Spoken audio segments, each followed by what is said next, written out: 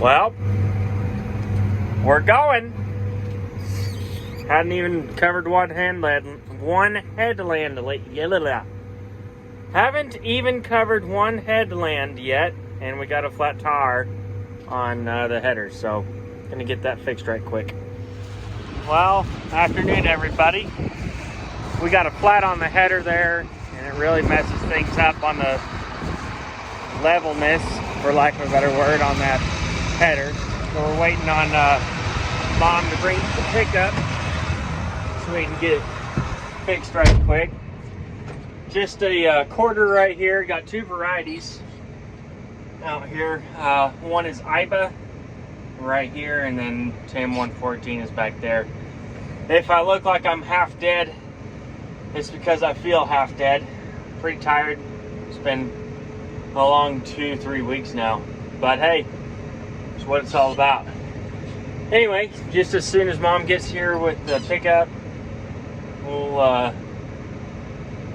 get that fixed and we'll continue cutting. I'm betting that this wheat harvest is going to take 3 weeks, just because of our rotation and other things.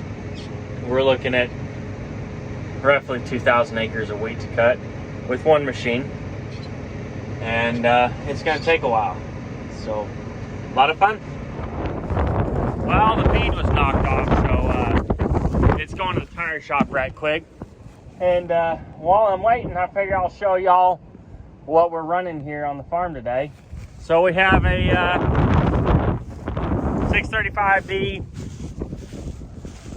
rigid John Deere header. Nothing fancy about it. It is I think it's called Flex something or other, but it doesn't flex too much.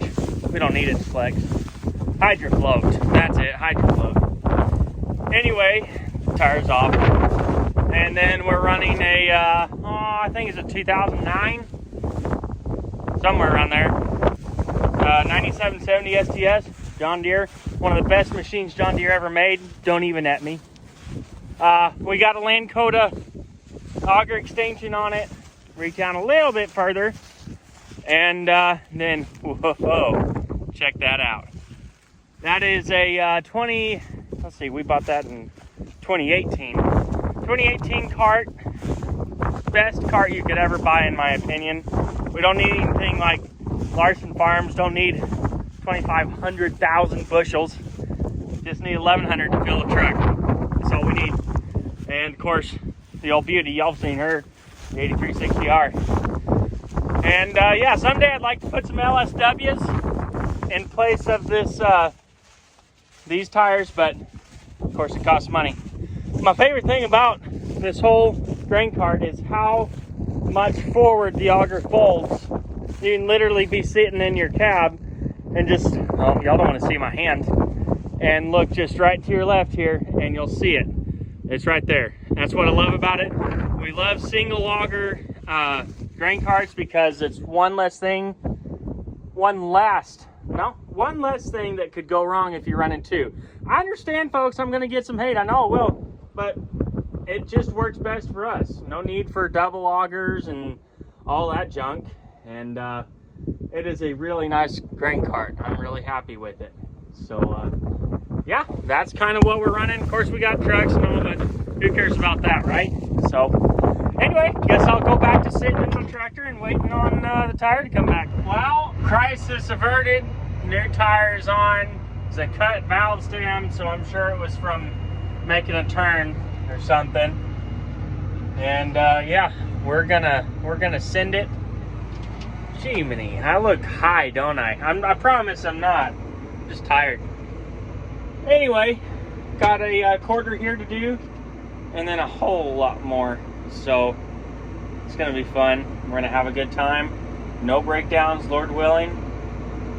And if the wind will die down a little bit, I'll try to get me some drone footage. But as y'all notice, the stupid fans have been left on, so it's pretty hard to get anything up in the air.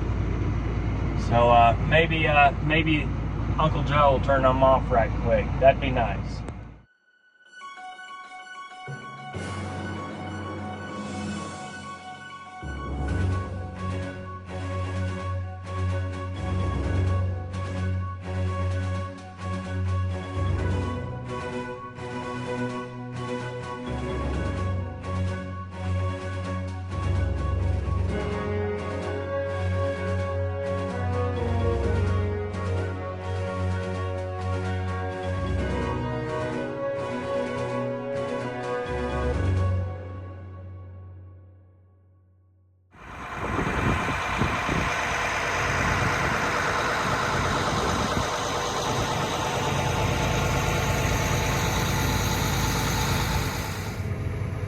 Well, humidity's already rising, so I don't know how much longer we can go this evening, but we're gonna go till we can't. So for those wondering, when the humidity rises, it makes that straw tough to go through the machine, and it also can bring up the moisture in the grain. And when there's a certain amount of percentage of moisture in the grain, they'll start docking you when you bring a load into the elevator. So you have to kind of watch the humidity as it comes, and if it goes high enough, then you have to stop until tomorrow. And so with these clouds coming in, there's more of a chance of it rising, but with this wind, it's going to stay down a little more than normal. Of course, we always get high winds around here, so you know, we're used to that. If Oklahoma would just turn off their dang degree, can't speak and drive at the same time. If they turn off their dang windmills, we might actually have a chance of going later, but it is what it is. Anyway, unloading on the go here. See if I can get an action shot of the header. Just cutting away right there. Dad's running the machine. Of course, y'all already know what we're running because I showed that to y'all. And yeah, got camera in the grain cart, so I don't even have to turn my head and just look at my monitor, and I can see what's going on. Pretty handy. I put in the camera last fall during milo harvest, and it is pretty ingenious to use. So since we're only doing quarter-mile runs, Dad can't make 2 rounds without getting full, like overflowing. He can't make it back, and so we're dumping every round, which he's about 3/4 full on that, and it is what it is. We got plenty of fields that are a mile long, and you pretty much have to go around in circles with the auger on the outside of the cut part at all times. Otherwise, you'll just get too full and have issues. This has been a great start to the wheat harvest. We started way later than I thought. Had some major issues this morning. I tried to plant some milo for a neighbor of mine, and basically, I'm gonna sit y'all right here. How about that? That way I don't have to be holding it. Oh yeah, that's nice. Anyway, basically, so this field is 103 acres. It'd take me 3 hours to do it. That's it.